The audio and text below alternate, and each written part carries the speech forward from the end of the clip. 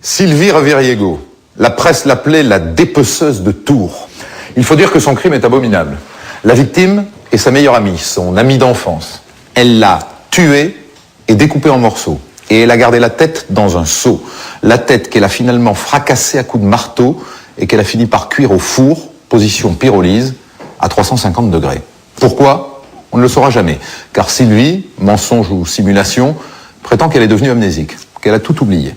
Elle prenait un cocktail de médicaments pour maigrir. Ces médicaments l'ont-ils rendue folle ?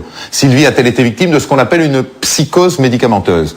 Ou mérite-t-elle de passer une bonne partie de sa vie en prison ? Mardi 13 décembre 88, 11h. Sur le parking de l'hôpital Trousseau à Tours, les agents d'entretien font leur ronde quotidienne. Ils tombent sur 2 sacs poubelles. Des sacs bleus. Étrange.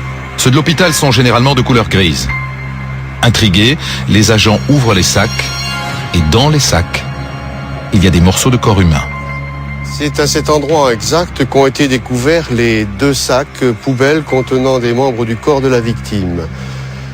Un employé les ayant ouverts, le directeur de l'hôpital a informé directement le service. L'inspecteur principal François Barbier, obligé par ses fonctions actuelles de témoigner à visage caché, se rend aussitôt sur place. On ouvre les sacs, nous nous rendons compte qu'il y a dans un premier 2 bras et 2 bas de jambes d'un corps humain. Dans l'autre, nous apercevons un buste dont émerge un sein. Donc nous avions affaire à un corps féminin. Il nous manquait une tête, il nous manquait un bassin, il nous manquait des cuisses. Les sacs ont forcément été déposés entre 9h et 11h du matin.